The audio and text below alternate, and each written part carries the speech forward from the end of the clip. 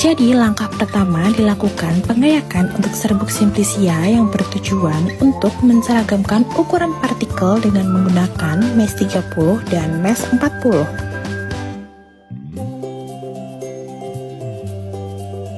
Setelah itu dilakukan penimbangan serbuk simplisia yang sudah diayak dan dimasukkan ke dalam bejana.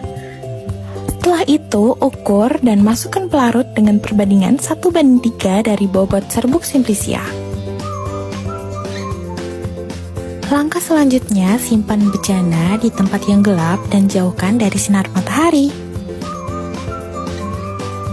Pada hari kedua, dilakukan penyaringan ekstrak guna memisahkan ekstrak dengan ampas dan sekaligus melakukan pergantian pelarut dengan perbandingan yang sama, yaitu 1:3.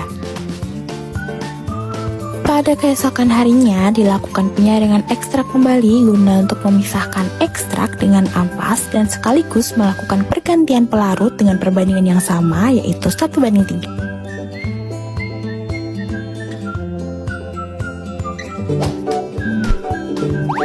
Pada hari keempat dilakukan penyaringan dan proses pengentalan ekstrak dari ekstrak cair menjadi ekstrak kental menggunakan alat rotary evaporator.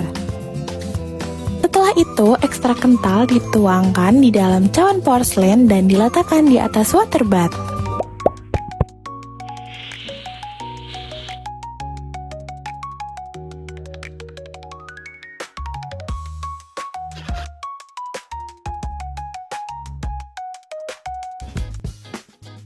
Oke, jadi yang pertama ditimbang ekstrak dengan perbandingan 1:10. Setelah itu, ukur dan masukkan metanol sebanyak 5 ml ke dalam ekstrak yang sudah ditimbang. Tambahkan aquades sekitar 95 ml, aduk lalu masukkan ke dalam corong pisah. Setelah itu, masukkan 100 ml N-heksana, lalu digocok secara perlahan sambil sesekali dibuka agar gas yang berada di dalam bisa keluar dan diamkan selama 1 jam. Setelah didiamkan, kemudian fraksi dikeluarkan dan ditambahkan dengan etil asetat.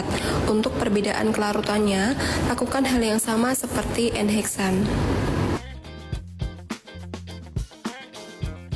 Setelah didapatkan fraksi N-heksan, fraksi etil asetat, dan juga fraksi air, dilakukan pemanasan menggunakan rotary evaporator dan juga water bath agar diperoleh hasil fraksi yang maksimal.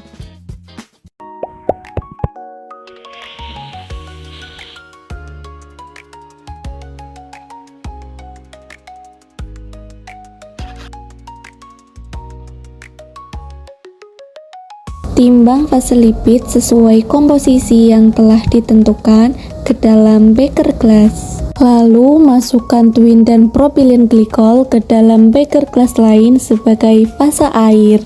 Panaskan fase lipid hingga mencair pada suhu kurang lebih 70 derajat Celcius. Panaskan aquades hingga mencapai suhu 70 derajat Celcius. Kemudian masukkan aquades tersebut ke dalam fase air, lalu diaduk menggunakan magnetic stirrer di atas hot plate selama 10 menit. Setelah itu, masukkan fase air ke dalam fase lipid secara perlahan, sambil terus diaduk menggunakan magnetic stirrer selama 10 menit pada suhu 70 derajat Celcius. Lakukan pemecahan ukuran partikel menggunakan ultraturaks dengan kecepatan 7000 rpm selama 10 menit pada suhu kurang lebih 65 derajat Celcius di atas hot plate. Selanjutnya, lakukan proses sonikasi pada suhu 65 derajat Celcius selama 20 menit. Setelah selesai, dinginkan sediaan pada suhu ruangan, lalu masukkan ke dalam lemari es dengan suhu 4 derajat Celcius.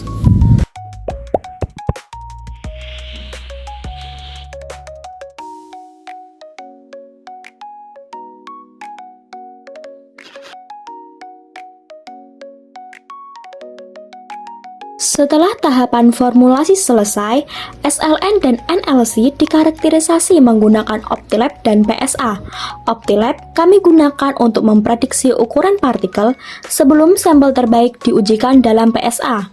Lalu, Uji PSA atau Particle Size Analyzer digunakan untuk mengukur partikel secara pasti dengan melihat yang pertama ada Z average atau ukuran partikel.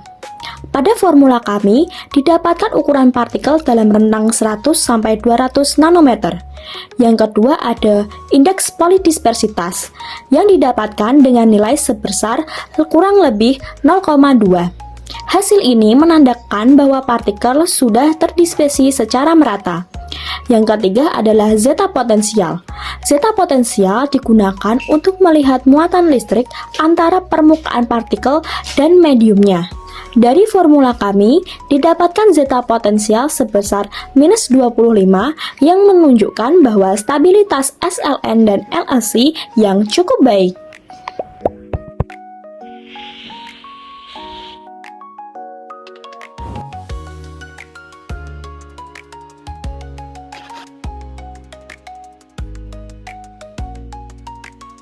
Pada pengujian dilakukan secara in silico dengan menggunakan autodock dan doktor, serta pada pengujian in vivo yang digunakan untuk mengukur kadar SGOT dan SGPT terhadap tikus jantan galur wistar yang diinduksi dengan paracetamol.